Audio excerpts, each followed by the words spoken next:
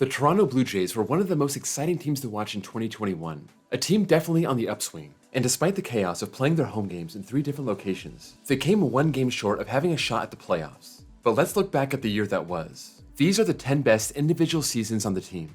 Here's a couple guys that just missed the cut. Matz had a really strong year in his first season with the team, leading the team with 14 wins against 7 losses, and was second on the team with 29 starts. He finished with a 3.82 ERA and was a little below average on WHIP and K/9, with a 1.15 ERA+. The Jays had to be happy with this season, and the fact that he ate 150 innings. The other guy that just missed is Santiago Espinal. He only got 66 at-bats in his first year in 2020, but he played a bigger role this year, appearing in over half the games and coming to the plate 246 times, hitting .311 with a .376 on-base percentage, an OPS plus of 114 and a 2.5 WAR.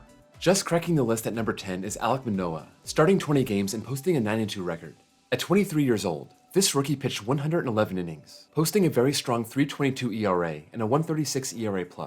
He fanned more than 10 batters per 9 innings and posted a 1.048 WHIP. It looks like Toronto found an awesome young arm. At number 9 we have George Springer.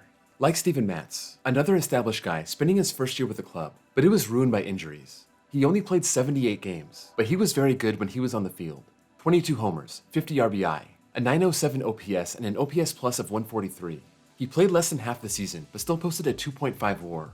Springer is a superstar, and you gotta think, if he could have been on the field more, the Jays could have gotten one of those wildcard spots. Coming in 8th place is Lourdes Gurriel, 541 at-bats over 141 games, 21 homers and 84 RBI, a little above league average in OPS and OPS plus, and posting a 2.8 WAR.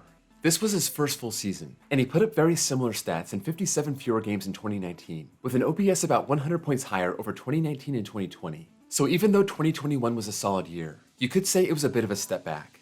In 7th place is Adam Cimber, coming over from Miami at the end of June, appearing in 39 games for the Jays, and posting a fantastic 1.69 ERA over 37 innings. He pitched well in Miami, a 2.88 ERA over 33 games, but he really turned it on for his new team, posting a 2.61 ERA+, where 100 is league average. He's not a huge strikeout guy, about 7 batters per 9, but only surrendered 2 home runs and has a WHIP under 1. Had he played the full season for Toronto, he probably would be higher, but his half season gets him 7th place. Coming in 6th is Jordan Romano, another guy in his first full season. He notched 2 saves in 2020, and came back as the team's full-time closer to pick up 23 more, blowing only 1.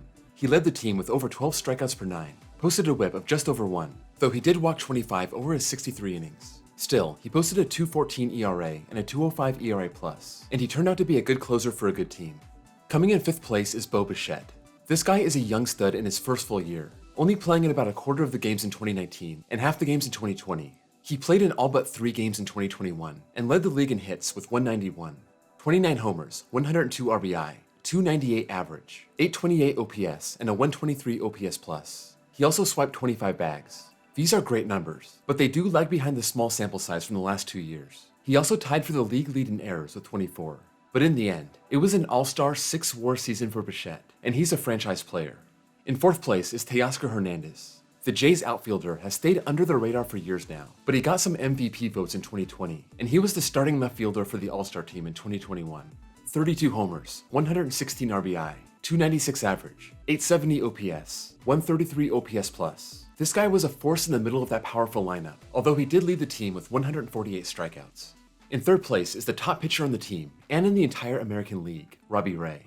After making a name for himself in Arizona, he came to the Jays in 2020, and he had a pretty below-average season. I don't think anyone saw his 2021 season coming. He led the American League in ERA at 2.84, games started with 32, innings pitched with 193, strikeouts with 248, and he led all qualifiers in ERA+ with 154, as well as WHIP with 1.045, all that going along with a 6.7 WAR.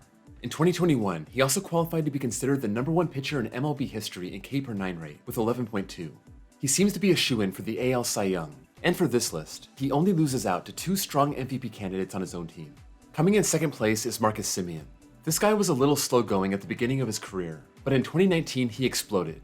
33 homers, 92 RBI, 139 OPS+, and that landed him in 3rd place for AL MVP. He was a huge get for Toronto before the 2021 season, and he paid off big time. He played in every single game. He led the league with 724 plate appearances, and he blasted 45 home runs and 102 RBI with a 265 average, 873 OPS, and a 133 OPS+. That ball he threw away against the Tigers probably haunts him with the Jays coming up 1 game short. But with that 7.1 WAR, good for 3rd in the American League, you can give him a pass. In first place, it's gotta be Vlad Guerrero Jr. Living up to all the hype he came into the league with. He played in all but 1 game, tied for the league lead with 48 homers, posting 111 RBI, a .311 batting average, and he led the league in several other categories. On-base percentage, 401, slugging, 601, OPS, 1002, OPS plus, 169, runs with 123, and total bases with 363. His WAR was a bit short of Semien's, still an outstanding 6.8. This dude is just 22 years old, and he just had a slam dunk MVP season if it wasn't for Ohtani. He should only get better if he stays healthy. So there you go, the 10 best individual seasons from one of the most exciting teams we got to see in 2021. Let me know what you think of my rankings, and what you would have changed around. Also be sure to like this video, it really helps me out. And also consider giving me a sub. This is a new channel, and I have tons of video ideas, so I'd appreciate if you check it out. Thank you all for watching, and I'll see you all next time.